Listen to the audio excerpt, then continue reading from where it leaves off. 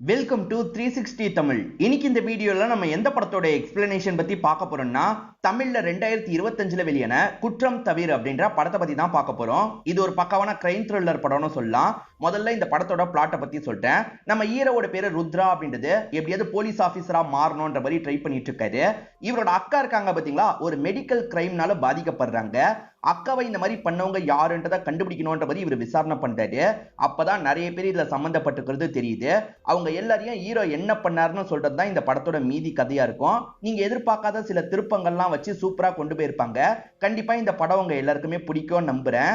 எக்ஸ்பிளனேஷனுக்குள்ள போறதுக்கு முன்னாடி வீடியோக்கு ஒரு லைக்க போடுங்க. இந்த எக்ஸ்பிளனேஷன் பிடிச்சிருந்ததுன்னா ஐப்ன்ற ஆப்ஷனை கிளிக் பண்ணி சப்போர்ட் பண்ணுங்க. மேற்கொண்டு பேசி டைம் வேஸ்ட் பண்ணாம நம்ம நேரடியா படத்தோட ஃபுல் எக்ஸ்பிளனேஷனுக்குள்ள போயிடலாம். ஒரு பகுதியில கிரைம் ரொம்ப அதிகமா நடந்துட்டு இருக்கு. போலீஸுங்களாம் என்னதான் பண்ணிட்டு இருக்காங்க அப்படின்ற மாதிரி மீடியாவை சேர்ந்தவங்க கழுவி ஊத்திட்டு இருக்காங்க. வேற வழியே இல்லாம போலீஸுங்க இருக்காங்க பாத்தீங்களா, ஒரு குரூப்பை சேர்ந்த ரவுடிங்ல எல்லாம் லாக் பண்ணிட்டு இருக்காங்க. இந்த இடத்துல தான் குற்றம் தவிர்னு படத்தோட டைட்டில போடுறாங்க. இவர் தான் இந்த ஏரியாவோட இன்ஸ்பெக்டரா இருப்பாரு. இப்ப கொஞ்சம் ரவுடிங்ல லாக் பண்ணி வச்சிருக்காரு.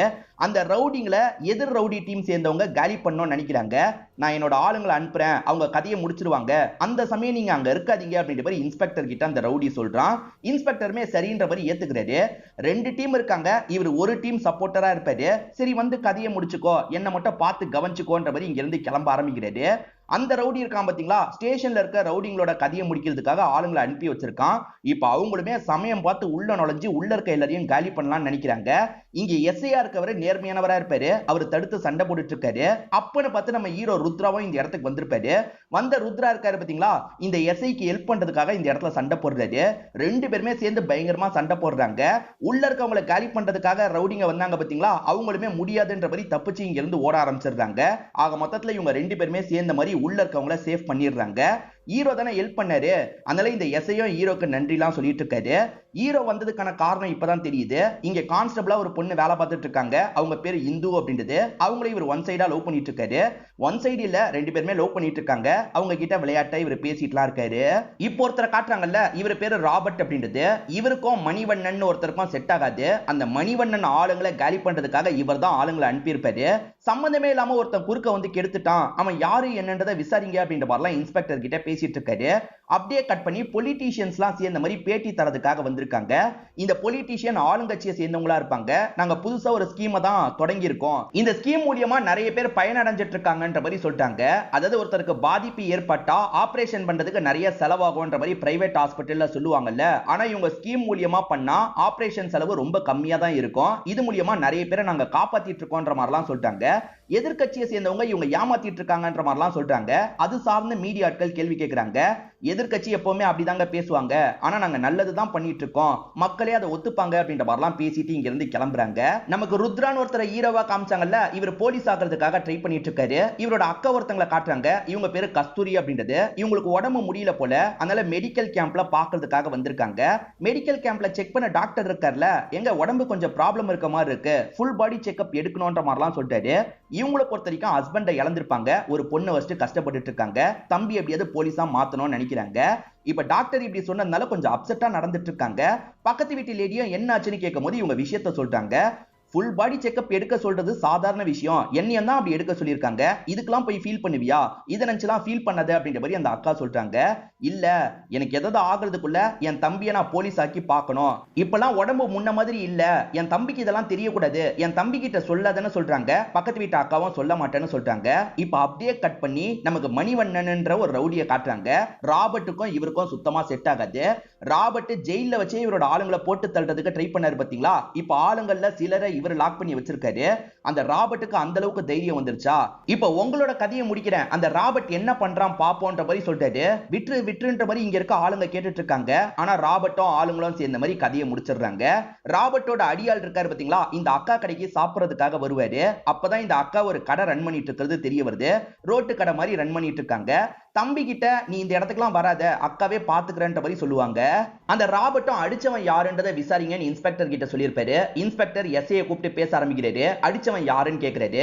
இவருக்கு ருத்ரா ஃப்ரெண்டு தான், அதனால ருத்ராவை மாட்டி விட மாட்டாரு. அதெல்லாம் யாரும் இல்ல சார், எனக்கே அடையாளம் தெரியாதுன்னு சொல்றாரு. சரி சிசிடிவியை செக் பண்ணலாம்னு இன்ஸ்பெக்டர் சொல்றாரு. இல்ல சார் சிசிடிவி ரிப்பேர்ல இருந்தது, செக் பண்ண முடியாதுன்னு சொல்றாரு. ஆக மொத்தத்துல ஹீரோவை காப்பாத்துறதுக்காக இப்படி பண்றாரு.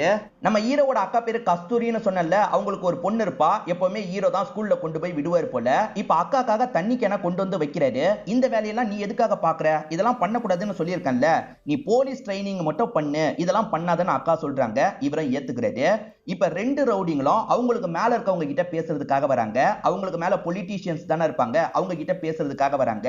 ரெண்டு பேருக்குள்ளேயும் ஏகப்பட்ட பிரச்சனை போயிட்டு இருக்கு. ஏதாவது பண்ணணும்ன்ற மாதிரி பொலிட்டீஷியனுங்க கிட்ட கேக்குறாங்க. பொலிட்டீஷியனுங்க என்ன சொல்றாங்கன்னா, இது எலெக்ஷன் டைம், ரெண்டு பேருமே சண்டைலாம் போடாதீங்க, கொஞ்சம் அடக்கியே வாசிங்கன்ற மாதிரி சொல்றாங்க. இவருக்கு ஒரு பொலிட்டீஷியன் சொல்றாரு, அவருக்கு ஒரு பொலிட்டீஷியன் சொல்றாரு. ரெண்டு பேருமே ஏத்துக்கிறாங்க. ஹீரோவோட அக்கா பொண்ணு வீட்டுல விளையாடிட்டு இருக்கும் போது இந்து பாக்குறதுக்காக வந்துடுறாங்க. இந்த சாக்லேட் உன் மாமா எங்கன்ற மாதிரிலாம் விளையாட்டா கேட்டுட்டு இருக்காங்க. மாமா வெளியே போயிருக்காருன்னு அந்த சின்ன பொண்ணு சொல்றா. இவங்களுமே அக்கா கிட்ட பேசுறதுக்காக வராங்க. அக்காக்கு ஹெல்ப்லாம் பண்ணிட்டு இருக்காங்க. ஆக்சுவலா தம்பிக்கு வேலை கிடைக்கிற மாதிரியே இல்ல, அதனால அக்கா இருக்காங்கல்ல, காசு கொடுத்து வேலை வாங்கலாம்னு முடிவு பண்ணிருக்காங்க. இதெல்லாம் தம்பிக்கு தெரிஞ்சா ரொம்ப கோவப்படுவான். அதே மாதிரி காசு இன்னும் கொஞ்சம் கம்மியா இருக்கு, நான் சீக்கிரமா ஏற்பாடு பண்ணி தரேன்னு அக்கா சொல்றாங்க. அதெல்லாம் ஒன்னும் பிரச்சனை இல்லக்கா, நான் அந்த காசை போட்டுட்டேன், சீக்கிரமே உங்க தம்பிக்கு வேலை கிடைச்சிரும் அப்படின்ற மாதிரி இவங்களும் பேசிட்டு இருக்காங்க. ஹீரோ வந்தோட இவங்க பேசிட்டு இருக்க டாபிக் அப்படியே நிறுத்திடுறாங்க. ஹீரோ கூட சேர்ந்த மாதிரி ஜாலியா இவங்க விளையாடிட்டு இருக்காங்க. பொண்ணு விளையாடுறத பாக்குற அம்மா சிரிக்கிறாங்கல்ல, அப்ப நெஞ்செல்லாம் அடிக்கிற மாதிரி இருக்கு. ஐயோ இத பத்தி தம்பி கிட்ட சொல்லக்கூடாதுன்ற மாதிரி இவங்க கண்ட்ரோல் பண்ணிக்கிறாங்க. ஏன்னா தம்பி இதை சொன்னா ரொம்ப பயந்து போயிடுவாரு. நம்ம ஹீரோவும் ஃபிட்னஸ் டெஸ்ட்டுக்காக ஹாஸ்பிட்டல்ல வெயிட் பண்ணிட்டு இருக்காரு. அப்ப இவரோட ஃப்ரெண்ட் ஒருத்தர் இருக்கார்ல, நீ ஹாஸ்பிட்டல்ல இப்படி தானே உட்காந்துட்டு இருக்க, நான் உன்னை கண்காணிச்சிட்டு இருக்கேன்னு சொல்லிட்டாரு. கொஞ்ச நேரத்துல அந்த ஃப்ரெண்ட் இந்த இடத்துக்கு வந்துடுறாரு. இந்த ஃப்ரெண்டை பொறுத்த வரைக்கும் டெக்னிக்கல் நாலேஜ் ரொம்ப அதிகமா இருக்கும், ஆக்டிங்லாம் நல்லா தெரியும், அது மூலியமா தான் பார்த்தேன்ற மாதிரிலாம் ஹீரோ கிட்ட பேசிட்டு இருக்காரு. இந்த இடத்துல ஆபரேஷன் ஒருத்தங்களை சேர்த்திருக்காங்க போல, அவங்க இறந்து போயிட்டாங்க. இந்த ஹாஸ்பிட்டல்ல காப்பாத்திருவேன்னு சொன்னாங்களே, இப்படி அநியாயத்துக்கு சாவடிச்சிட்டாங்களே அப்படின்ற மாதிரிலாம் அந்த ஃபேமிலி புலம்புறாங்க. இப்ப அக்காவும் அந்த லேடியும் சேர்ந்த மாதிரி ஃபுல் பாடி செக்அப்லாம் எடுத்துட்டாங்க. டாக்டர் என்ன சொல்ல போறாருன்னே தெரியல, பயமா இருக்குன்ற மாதிரிலாம் அக்கா புலம்பிட்டு இருக்காங்க. ரெண்டு பேரோட ரிசல்ட் வந்துருது. அந்த லேடிக்கு ப்ராப்ளம் இல்ல, ஆனா இவங்களுக்கு ஏதோ ப்ராப்ளம் இருக்குன்ற மாதிரி டாக்டர் உள்ள கூப்பிட்டு பேச ஆரம்பிக்கிறாரு.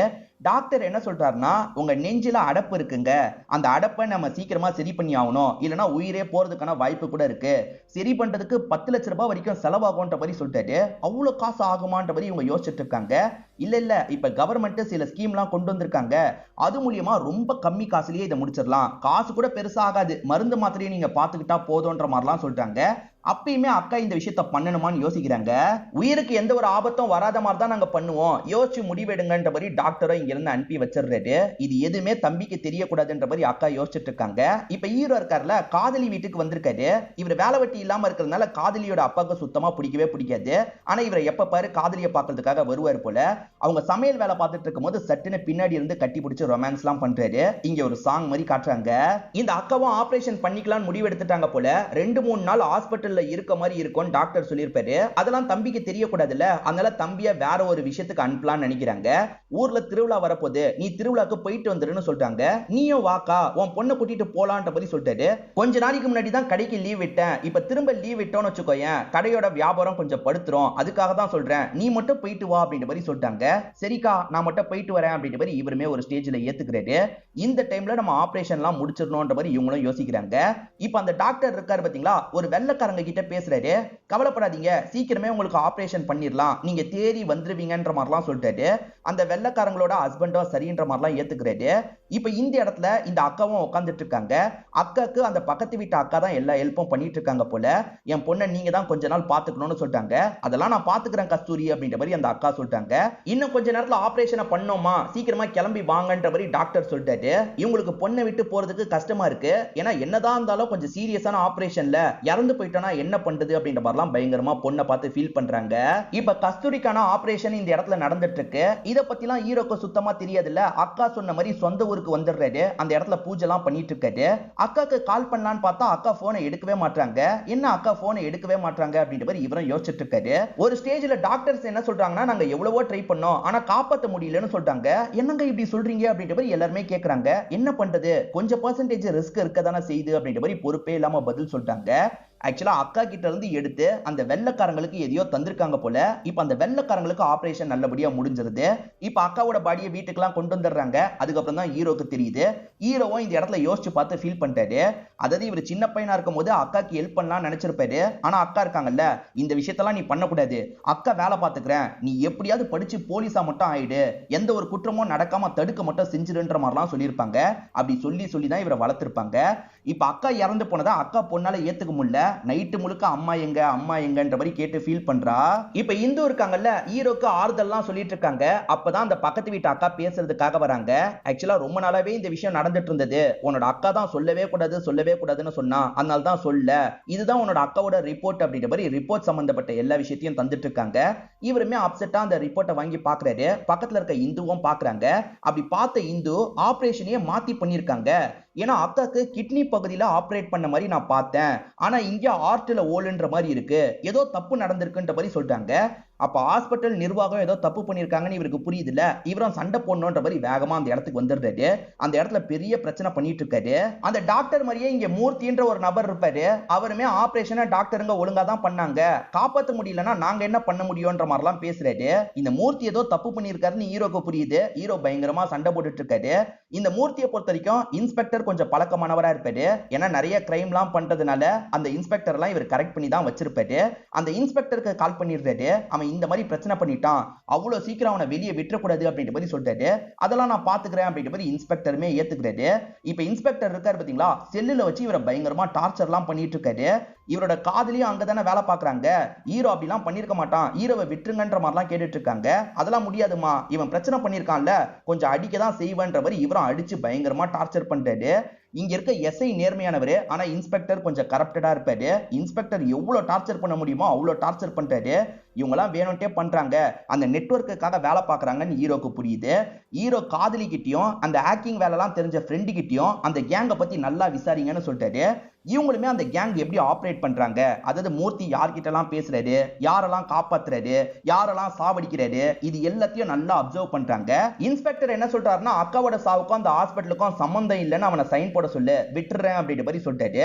இப்போதைக்கு ஹீரோ இங்க இருந்து போறது தானே முக்கியம், அதனால காதலியும் தயவு செஞ்சு சைனை போடுன்ற மாதிரிலாம் சொல்றாங்க. ஒரு ஸ்டேஜ்ல இவருமே சைனை போடுறன்ற மாதிரி ஏத்துக்கிறாரு. ஆனா அக்கா விஷயத்துல எதுவுமே பண்ண முடியலன்ற மாதிரி கொஞ்சம் கஷ்டமா படுறாரு. இவரை ரிலீஸ் பண்ணிடுறாங்க. ஃப்ரெண்ட்ஸும் இவரை கார்ல ஏத்தி கூட்டு போயிட்டு இருக்காங்க. இப்படி வந்துட்டு இருக்கும்போது வேற ஒரு கார் இருக்குல்ல, இவங்களை இடிக்கிறதுக்குலாம் ட்ரை பண்ணிட்டு இருக்கு. யார் இப்படி பண்றாங்கன்ற மாதிரி ஃப்ரெண்ட்ஸ் எல்லாருமே பயந்துட்டு இருக்காங்க. இடிக்கிறதுக்கு ட்ரை பண்றது யாருன்னு பாத்தீங்கன்னா ராபர்ட்டோட ஆளுங்க தான். ஏற்கனவே ராபர்ட்டோட ஆளுங்களை ஸ்டேஷன்ல வச்சு இவர் அடிச்சார்ல, அந்த கோவத்தை மனசுல வச்சுதான் ராபர்ட் இந்த மாதிரி ஃபாலோ பண்ணிட்டு வந்துட்டு இருக்காரு. இப்ப இவங்க வண்டி ரிப்பேர் ஆன மாதிரி ஒரு இடத்துல நின்றுறாங்க. இப்ப ராபர்ட் நிறைய ரவுடிங்களோட ஹீரோவை காலி பண்ணிடலாம் நினைக்கிறாரு. ஆனா ஹீரோ இவ்வளவு காயப்பட்டு கூட செம்மையா சண்டை போடுறாரு. இப்ப ஹீரோ இருக்கார்ல, அந்த ராபர்ட்டையும் ஆளுங்களையும் போட்டு அடிச்சு இங்க இருந்து ஓட விடுறாரு. இங்கதான் படத்தோட இன்ட்ரோல போடுறாங்க. நம்ம ஹீரோக்கு ஹேக்கிங்லாம் தெரிஞ்ச ஒரு ஃப்ரெண்ட் இருக்க மாதிரி காமிச்சாங்க பாத்தீங்களா, அவர் மூலியமா அந்த நெட்வொர்க்கை பத்தி இன்னும் டீடைலா தெரிஞ்சுக்கணும் அப்படின்ற மாதிரிலாம் யோசிக்கிறாரு. அந்த நெட்வொர்க்குக்காக ஏஜென்ட் மாதிரி ஒருத்தர் வேலை பார்ப்பாரு. அவரோட டீடைல்லாம் இவங்களுக்கு தெரிஞ்சிருது. இவனை லாக் பண்ணா உண்மையை நம்ம தெரிஞ்சுக்கலாம்ன்ற மாதிரி ஹீரோ யோசிக்கிறாரு. அந்த நபர் ஹாஸ்பிட்டல்ல பேசி முடிச்சுட்டு வெளியே வந்துட்டு இருக்காரு. அப்ப ஹீரோ இருக்கார்ல, பின்னாடி வந்து அவரை லாக் பண்ணிடுறாரு.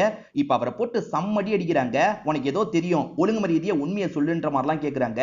எனக்கு தெரிஞ்ச எல்லாத்தையும் சொல்லிடுறேன் அப்படின்ற மாதிரி இவருமே சொல்ல ஆரம்பிக்கிறாரு. கவர்மெண்ட்டை பொறுத்த வரைக்கும் ஃப்ரீயா இத்தனை ஆபரேஷன் பண்ணணும்ன்ற மாதிரி ஒரு ஸ்கீமை கொண்டு வந்திருப்பாங்க. அந்த ஸ்கீமையும் பண்ணணும், அது மூலியமா நம்மளும் நிறைய காசு பார்க்கணுன்றதுக்காக அந்த டாக்டர் சில விஷயங்கள்லாம் பண்ணுவாரு. அது என்னன்னா, வெளிநாட்டுக்காரங்களுக்கு ஏதாவது ஆர்கன் தேவைப்பட்டதுன்னு வச்சுக்கோங்களேன், அவங்களையும் அந்த ஹாஸ்பிட்டல்ல சேர்த்திருப்பாரு. சாதாரண மக்கள் கிட்ட இருக்க ஆர்கன் எடுத்து அவங்களுக்கு தந்துருவாரு.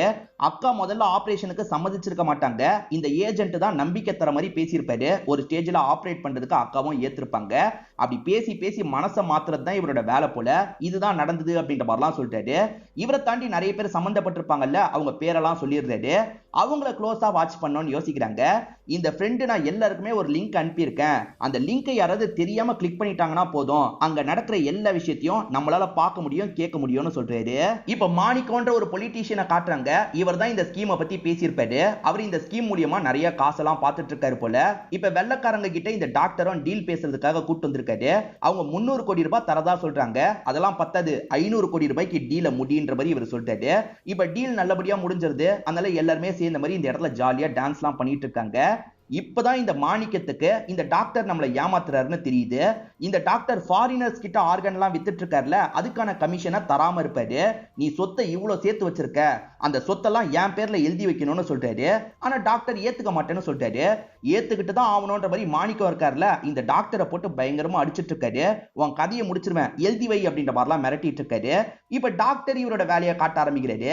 அது என்னன்னா, நம்ம சேர்ந்து நிறைய கிரைம் பண்ணோம்ல, அது எல்லாத்தையும் நான் ரெக்கார்ட் பண்ணி வச்சிருக்கேன், எவிடன்ஸ் எல்லாமே பத்திரமா என்கிட்ட இருக்கு, என்னை இங்க இருந்து போக விடுறது தான் உனக்கான வழின்ற மாதிரி இந்த டாக்டர் நக்கல் பண்றாரு. அதை மீறியும் மாணிக்கம் சாவடிக்க பார்க்கும்போது மூர்த்தி தடுத்துறாரு. அண்ணா அவன் எவிடன்ஸ்னு சொல்றான், நான் பேசியே வாங்குறேன்ற மாதிரிலாம் சொல்லிட்டாரு. ஹீரோ அனுப்பின லிங்க் ஒருத்தர் தெரியாம கிளிக் பண்ணிடுறாரு. சோ இங்க நடக்கிற எல்லா விஷயத்தையும் ஹீரோவும் ஃப்ரெண்டும் கவனிச்சிட்டு இருக்காங்க. இந்த மூர்த்தி இருக்கார்ல, நைஸா பேசி டாக்டர் கிட்ட வாங்கலாம்னு ட்ரை பண்றாரு. ஆனா டாக்டர் இவரையும் மிரட்டாரு. உன் சம்பந்தப்பட்ட எவிடன்ஸும் என்கிட்ட இருக்குன்ற மாதிரிலாம் சொல்லிட்டாரு. மிரட்டுறதுலாம் வேலையாவாது, இந்த டாக்டர் கதையை முடிச்சுட்டு அதுக்கப்புறம் எவிடன்ஸை நம்ம தேடி எடுத்துக்கலாம்ன்ற மாதிரி யோசிக்கிறாங்க. அதனால இவங்க என்ன பண்றாங்கன்னா, அந்த ரவுடி மணிவண்ணனை இந்த இடத்துக்கு வர வச்சிடுறாங்க. டாக்டர் கதையை முடின்னு சொல்லிட்டாங்க. நம்ம ஹீரோ எல்லாத்தையும் கவனிச்சார்ல, ஹீரோ இந்த இடத்துக்கு ஃப்ரெண்டை கூட்டிட்டு வந்து சண்டை போடுறாரு. இப்ப ஹீரோ எப்படியாவது இந்த டாக்டரை காப்பாத்தணும், இது மூலியமா இவங்க பண்ற விஷயத்தை வெளியே கொண்டு வரணும்னு நினைக்கிறாரு. இன்னும் டாக்டர் கதையை முடிக்காம இருக்கீங்களா, சீக்கிரமா முடிங்கன்ற மாதிரி அந்த மாணிக்கம் வேற சொல்லிட்டாரு. மூர்த்தி இருக்கார்ல, அந்த டாக்டர் எப்படியாவது முடிக்கணும்ன்ற மாதிரி கத்தியை வச்சு அவரோட வயித்தையே குத்திடுறாரு. இப்ப ஹீரோ பிடிக்கிறதுக்குள்ள இவரு தப்பிச்சு கிளம்பிடுறாரு. இப்ப ஹீரோவும் டாக்டருக்கு என்னாச்சு ஏதாச்சு அப்படின்ற மாதிரி பக்கத்துல வந்து பாக்குறாரு. டாக்டர் யார் வரைய சாவர நிலைமைக்கு வந்துடுறாரு. தயவு செஞ்சு வச்சிருக்க எவிடன்ஸ் எங்க இருக்குன்னு சொல்லுங்கன்ற மாதிரி கேக்குறாங்க. இவர் சாகிறதுக்கு முன்னாடி எங்க வச்சிருக்கன்றத சொல்லிடுறாரு. இப்ப மூர்த்தி என்ன பண்றாருன்னா, அந்த டாக்டரோட வீடுல இருந்து எல்லா இடத்தையும் செக் பண்றாரு. ஆனா அந்த எவிடன்ஸ் கிடைக்கவே மாட்டேங்குது. யோ அந்த எவிடன்ஸ் முக்கியம், எப்படியாவது கண்டுபிடி அப்படின்ற மாதிரி மாணிக்கமும் சொல்றாரு. இப்ப அப்படியே கட் பண்ணி இந்த சின்ன பொண்ணை பாக்குறதுக்காக ஹீரோ வந்துடுறாரு. கொஞ்ச நாள் கேப் விட்டு பாக்குறாருல, சந்தோஷமா கட்டிலாம் பிடிக்கிறாரு. இந்த சின்ன பொண்ணு மூலியமா தான் அதை எடுக்க முடியும்னு யோசிக்கிறாங்க. ஏன்னா அந்த டாக்டர் ஹாஸ்பிட்டல்ல ஒரு பகுதியில வச்சிருக்கேன்னு சொல்லுவாரு. இவங்களால போக முடியாதுல, அதனால இந்த சின்ன பொண்ணை அந்த பகுதிக்கு அனுப்பி வைக்கிறாங்க. அவ எங்க போறான்றதை இங்க இருந்து இவங்க கேமரால பாத்துட்டு இருக்காங்க. இந்த பொண்ணு கரெக்டா போயிட்டு இருக்கா, திடீர்னு ரூட்டை மாற ஆரம்பிக்கிறா. இவ எதுக்காக தப்பான ரூட்ல போறான்ற மாதிரி இவங்க பாத்துட்டு இருக்காங்க. ஆக்சுவலா இந்த பொண்ணுக்கு அம்மாவோட ஞாபகம் வந்திருக்கும். அம்மா கடைசியா ஒரு பெட்ல உட்காந்துட்டு இருந்தாங்கல்ல, அந்த பெட்டை பாக்குறதுக்காக தான் போறா. அம்மாவை பத்தி யோசிச்சு பார்த்து ஃபீல் பண்ணிட்டு இருக்கா. இந்த விஷயத்தை இவங்களுமே கவனிச்சிட்டு இருக்காங்க. பாப்பா இந்த இடத்துக்கு போமா, சீக்கிரமா போமான்ற மாதிரி சொல்லிட்டு இருக்காங்க. இந்த பொண்ணுமே சரின்ற மாதிரி அந்த பகுதியை நோக்கி நடக்கிறா. சைலண்டா கதவை திறந்து உள்ள வந்துடுறா. இந்த சமயம் மூர்த்தி இருக்கார்ல, இந்த ரூமை செக் பண்றதுக்காக வராரு. இது டாக்டர் சம்பந்தப்பட்ட ரூமா தான் இருக்கும். அந்த டாக்டர் ஒரு புக்குக்குள்ள வச்சிருக்கேன்னு சொல்லியிருப்பாரு. மூர்த்திக்கு அதெல்லாம் தெரியாதுல்ல. மூர்த்தி ரேண்டமா செக் பண்றாரு, கிடைக்க மாட்டேங்குது. அங்க இருந்து கிளம்பிடுறாரு. நீ போய் செக் பண்ணு அப்படின்ற மாதிரி இந்த பொண்ணு கிட்ட சொல்லிட்டாங்க. இந்த பொண்ணு கரெக்டா இவங்க சொன்ன மாதிரி ஒரு புக் இருக்கான்னு தேடுறாங்க. அந்த புக்குமே இருக்கு. ஒரு ஸ்டேஜ்ல அந்த புக்குக்குள்ள மறைஞ்சிருக்க எவிடன்ஸ் எல்லாம் இந்த பொண்ணு எடுத்துடுறா. நான் எவிடன்ஸை எடுத்துட்டேன்ற மாதிரி இந்த சின்ன பொண்ணு சொல்றா. அவ்வளவுதாமா, அதை எடுத்துட்டு வெளியே வந்துரு அப்படின்ற மாதிரிலாம் இவங்க சொல்லிட்டு இருக்காங்க. இவங்க வெளியே இருந்து தான் அந்த பொண்ணுக்கு இன்ஸ்ட்ரக்ஷன்லாம் கொடுத்துட்டு இருக்காங்க. அந்த பொண்ணுமே வெளியே வந்துடுறா. வேகமா இவங்களுமே கூட்டு போறாங்க. ஹீரோ கடைசியா அந்த டாக்டர் கிட்ட பேசினது உங்களுக்கு தெரியும்ல, ஹீரோக்கு அந்த எவிடன்ஸ் கிடைக்க கூட வாய்ப்பு இருக்கு. ஹீரோவோட கதையை முடிக்கணும், அதுக்கு நீங்க ரெண்டு பேர் சேரணும்ன்ற மாதிரி சொல்லிட்டாங்க. அதாவது ராபர்ட்டுக்கும் மணிவண்ணனுக்கும் செட்டே ஆகாதுல்ல. இப்ப எல்லாருமே சேர்ந்து இவங்க ரெண்டு பேரையும் இந்த இடத்துல சேர்த்தெல்லாம் வச்சிட்டு இருக்காங்க. அதே மாதிரி இன்ஸ்பெக்டர் இருக்கார்ல, ஹீரோனை கூப்பிட்டு மிரட்டுறாரு. அந்த டாக்டர் இறந்து போன கேஸ் ஹீரோ மேலதான் விழப்போகுது, என்கிட்ட நீ கூட்டு வந்தனா நான் காப்பாத்துவேன்ற மாதிரிலாம் இன்ஸ்பெக்டர் சொல்லிட்டாரு. இப்ப இவங்க என்ன பண்றாங்கன்னா, ஹீரோவை மறைச்சு வச்சிருக்காங்க பாத்தீங்களா, அந்த இடத்துக்கு அந்த எஸ்ஐயை கூட்டு வந்துடுறாங்க. உன் நல்லதுக்கு தான் சொல்றோம், இப்ப நீ சரண்டர் ஆயிரு அப்படின்ற மாதிரிலாம் சொல்லிட்டாங்க.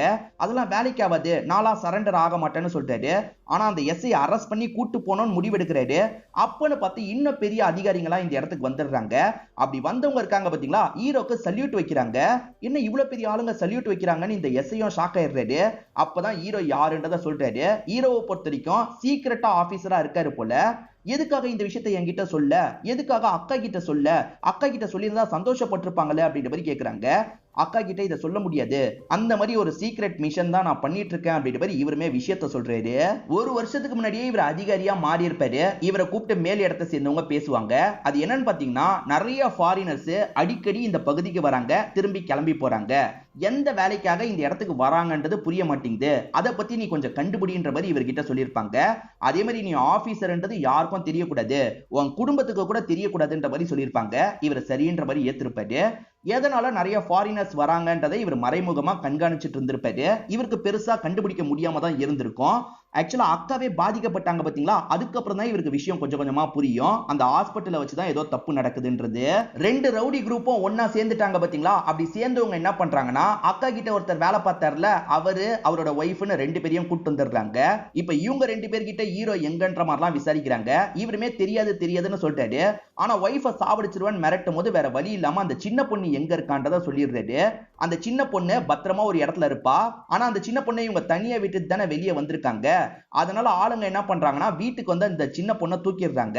இப்ப சின்ன பொண்ணுமே ரவுடிங்க கண்ட்ரோலுக்கு வந்துடுறா. இந்த சின்ன பொண்ணை மிரட்டி உன் அங்கிளுக்கு கால் பண்ணி இந்த இடத்துக்கு கூப்பிடுன்னு சொல்றாங்க.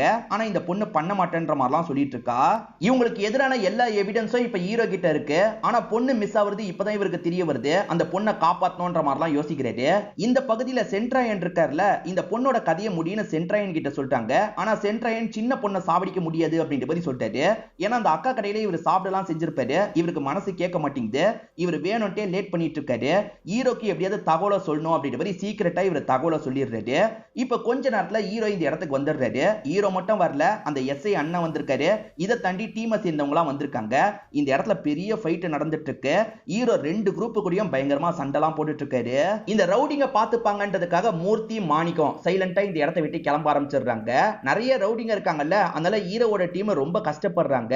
ஒரு ஸ்டேஜ்ல ஹீரோ இருக்கார்ல, எல்லாரையும் போட்டு பயங்கரமா அடிச்சிடுறாரு. குறிப்பா அந்த ரெண்டு ரவுடிங்க இருக்காங்கல்ல, அந்த ரெண்டு ரவுடிங்கள அடிச்சு போட்டுறாரு. நம்மளும் கிளம்பணும் அப்படின்ற மாதிரி சொல்லிட்டாரு. இப்ப ஹீரோவும் டீமும் இங்க இருந்து கிளம்ப ஆரம்பிக்கிறாங்க. இன்ஸ்பெக்டர் கரப்டட் அப்படின்ற மாதிரி சொன்ன பாத்தீங்களா. இப்ப எஸ்ஐ என்ன பண்றாருன்னா, இன்ஸ்பெக்டரை பலார்னு கண்ணத்திலே அறையிறாரு. என்னையும் அடிக்கிறியான்ற மாதிரி அந்த இன்ஸ்பெக்டர் கோவமா பேசுறாரு. இப்ப நீ இன்ஸ்பெக்டர் கிடையாது, உனக்கான சஸ்பென்ஷன் ஆர்டர் கிடைச்சிருச்சு அப்படின்ற மாதிரி ஆர்டர் காப்பியை காட்டுறாரு. இதுக்கப்புறம் உன் பொசிஷன்ல நான் தான் இருக்க போறேன், கிளம்புடா அப்படின்ற மாதிரி திட்டி அனுப்பி வர்றாரு. மணிவண்ணன் இப்ப காயப்பட்ட மாதிரி எந்திரிக்கிறாரு. பக்கத்துல ஒரு கத்தி இருக்கு, அதையும் எடுத்துக்கிறாரு. இந்த மணிவண்ணனுக்கு ராபர்ட்டை சுத்தமா பிடிக்காதுல்ல, இதுதான் சரியான சமயம் ராபர்ட் கதையை முடிக்கணும்னு நினைக்கிறாரு. ராபர்ட் மணிவண்ணன் கதையை முடிக்கணும்னு நினைக்கிறாரு. மாத்தி மாத்தி இவங்க ரெண்டு பேர் சண்டை போடுறாங்க. மாத்தி மாத்தி சண்டை போட்டு இவங்க ரெண்டு பேரும் இந்த இடத்துல இறந்து போயிடுறாங்க. இப்ப ஹீரோ கிட்ட எல்லா எவிடன்ஸும் இருக்குல்ல, மேல் அதிகாரிகளை உட்கார வச்சு கிடைச்சிருக்க எவிடன்ஸை பத்தி எல்லாம் எக்ஸ்பிளைன் பண்ண ஆரம்பிக்கிறாரு. அது என்னன்னு பாத்தீங்கன்னா, கவர்மெண்ட்ல ஒரு ஸ்கீம் போட்டாங்கல்ல, அதுவே ஏமாத்து ஸ்கீமா தான் இருக்கும். அந்த ஸ்கீம் மூலியமா ஆபரேட் பண்ற மாதிரி கணக்கு காட்டணும். அந்த ஆபரேஷனை வெளிநாட்டுக்காரங்களுக்கு பண்ணிடலாம். வெளிநாட்டுக்காரங்க கிட்ட இருந்தும் காசு கிடைக்கும். அதே மாதிரி இந்த ஸ்கீமையும் நிறைவேற்றின மாதிரி வந்துரும்ல. ஆளுங்கட்சியை சேர்ந்த நிறைய பேர் இதுல சம்பந்தப்பட்டிருக்காங்க. இந்த காசை யூஸ் பண்ணி இந்த வாட்டியும் எலெக்ஷன்ல ஜெயிச்சு மேற்கொண்டு இதை பண்ணலான்னு பெரிய பிளானே வச்சிருக்காங்கன்ற மாதிரி எல்லா விஷயத்தையும் இவர் சொல்லிட்டு இருக்காரு. ஆளுங்கட்சியை சேர்ந்தவங்க மாணிக்கோன்ற ஒரு நபரை வச்சு இந்த விஷயத்தெல்லாம் பண்ணிட்டு இருந்திருப்பாங்க. இப்ப எல்லாமே வெளியே வந்துருச்சுல. அந்த மாணிக்கம் இதுக்கப்புறம் உயிரோட இருந்தா அவன் நம்மளை பத்தி எல்லாம் சொல்லிடுவான். அவனை ஒண்ணு காப்பாத்தணும், இல்லைன்னா நம்மளே தீர்த்து கட்டணும் அப்படின்ற மாதிரிலாம் யோசிச்சுட்டு இருக்காங்க. மாணிக்கம் என்ன நினைக்கிறாருன்னா, மேல் இடத்தை சேர்ந்தவங்களா இதுல சம்பந்தப்பட்டிருக்காங்க, நம்ம மாட்டினா அவங்களும் மாட்டுவாங்கன்றதுக்காக நம்மளை காப்பாத்திடுவாங்கன்ற மாதிரிலாம் யோசிச்சுட்டு இருக்காரு. இப்ப மாணிக்கம் கிட்ட கால் பண்ணி அவங்க பேசுறாங்க. தலைவரே, என்ன காப்பாத்திருங்க, என்ன மட்டும் மாட்ட விட்டீங்கன்னா நான் உங்க எல்லாரையும் மாட்டி விட்டுருவேன் அப்படின்ற மாதிரிலாம் பேசுறாரு. இவன் மாட்டி விட்டுருவான் போல, இவன் கதையை முடிக்கணும்ன்ற மாதிரி பொலிட்டீஷியன்ஸ் யோசிக்கிறாங்க. அந்த மாணிக்கம் கிட்டயே இவங்க சப்போர்ட்டரா ஒருத்தரை விட்டு வச்சிருப்பாங்க. அந்த சப்போர்ட்டர் கிட்ட சமயம் பார்த்து மாணிக்கத்தோட கதையை முடிச்சிரு அப்படின்ற மாதிரி சொல்லியிருப்பாங்க. அவருமே சமயம் பார்த்து கதையை முடிக்கணும்ன்ற மாதிரி குறுகுறுன்னு பார்த்துட்டு இருக்காரு. கத்தியை மறைச்செல்லாம் வச்சிருக்காரு. இப்ப பேசாம அட்டாக் பண்ணிடலாமா அப்படின்ற மாதிரி கத்தியை கொஞ்சம் கொஞ்சமா வெளியெல்லாம் எடுத்துட்டு இருக்காரு. அப்படியே இந்த சீனை நமக்கு கட் பண்ணிடுறாங்க. ஹீரோ அவங்கள லாக் பண்றதுக்கான எல்லா விஷயத்தையும் பண்ணிட்டார்ல, லாக் பண்ணலான்னு போலீஸுங்க நினைக்கிறாங்க. ஆனா அதுக்குள்ள பார்த்தா அந்த மாணிக்கமும் சரி, அதே மாதிரி வந்து அந்த மூர்த்தியும் சரி, ரெண்டு பேருமே மர்மமான முறையில கொல்லப்பட்டிருக்காங்க. யாரு கொலை பண்ணிருப்பான்ற மாதிரி எல்லாருமே யோசிக்கிறாங்க. ஒருவேளை கத்தி எடுத்தவர் தான் குத்தி இருப்பாரான்னு பாத்தீங்கன்னா அதுதான் கிடையாது. அப்படி கத்தியை எடுக்க ட்ரை பண்ணவர் பாத்ரூம்க்கு வந்துடுறாரு. எப்படி குத்தலாம் அப்படின்ற மாதிரி பாத்ரூம்ல வச்சு பிராக்டிஸ் எல்லாம் பண்ணிட்டு இருக்காரு. இவர் பிராக்டிஸ் பண்ணிட்டு இருக்கும் போது நம்ம ஹீரோ இருக்கார்ல, ஊடி போட்ட மாதிரி அந்த வீட்டுக்குள்ள நுழைஞ்சிடுறாரு. லீகலா இவங்களை எதுவுமே பண்ண முடியாது, கை வச்சா இவனுங்க வெளியே வந்துருவாங்கன்றது ஹீரோக்கு தெரியும். அதனால ஹீரோ அந்த இடத்துக்கு வந்திருப்பாரு. அந்த மாணிக்கத்தோட கதையை அந்த இடத்துல வச்சு முடிச்சிருப்பாரு. மாணிக்கம் மட்டும் இல்ல, மூர்த்தியோட கதையும் முடிக்கணும்ன்ற மாதிரி அடுத்துதான் மூர்த்தியை பாக்குறதுக்காக வந்திருப்பாரு. நீயான் மூர்த்தி பயந்துட்டு இருக்காரு. இவர் இருக்கார்ல, மூர்த்தியோட கதையும் முடிச்சிடுறாரு. ஆக மொத்தத்துல லீகலா இவனுங்களை எதுவுமே பண்ண முடியாது, இப்படிதான் இவனுங்களுக்கு தண்டனை தரணுன்றதுக்காக தான் தண்டனை தந்திருப்பாரு. ஹீரோக்கு ஒரு ஃப்ரெண்டு ஹெல்ப் பண்ண மாதிரி காமிச்சாங்க பாத்தீங்களா, அவருமே ஒரு பெரிய அதிகாரியா தான் இருப்பாரு. அதனால தான் ஹீரோக்கு ஸ்டார்டிங்ல இருந்து அவர் ஹெல்ப் பண்ண மாதிரிலாம் காமிச்சிருப்பாங்க. இப்ப ஹீரோ நல்லபடியா இந்த வேலையை முடிச்சிட்டார்ல, இதுக்கப்புறம் நீங்க அடையாளத்தை வெளிப்படுத்திக்கலாம் அப்படின்ற மாதிரி சொல்லியிருப்பாங்க. இப்ப ஹீரோவும் போலீஸ் யூனிஃபார்ம் போட்டு அக்காவோட போட்டோவை பாக்குறதுக்காக வராரு. இதை பாக்குறதுக்கு நீ இல்லையேக்கா அப்படின்ற மாதிரி பயங்கரமா ஃபீல்லாம் பண்ணிட்டு இருக்காரு. இப்ப அந்த சின்ன பொண்ணை பைக்ல வச்சு இவர் கூட்டு போக ஆரம்பிக்கிறாரு. காதலிய பாக்குறதுக்காக தான் வந்திருக்காரு. இப்ப காதலியும் இவரும் சேர்ந்த மாதிரி பைக்ல கிளம்ப ஆரம்பிக்கிறாங்க. இதுக்கப்புறம் இவங்க பொண்ணு மாதிரி அக்கா பொண்ணை பாத்துக்க போறாங்கன்ற மாதிரி காமிச்சு நமக்கு படத்தோட கதையை முடிக்கிறாங்க. கண்டிப்பா இந்த படம் உங்க எல்லாருக்குமே பிடிச்சிருக்கும்னு நம்புறேன். இந்த வீடியோ உங்களுக்கு பிடிச்சிருந்ததுன்னா லைக் பண்ணுங்க, கமெண்ட் பண்ணுங்க, மறக்காம 360 தமிழ் சேனலை சப்ஸ்கிரைப் பண்ணுங்க. தொடர்ச்சியா இந்த மாதிரி வீடியோக்கள் வந்துகிட்டே தான் இருக்கும்.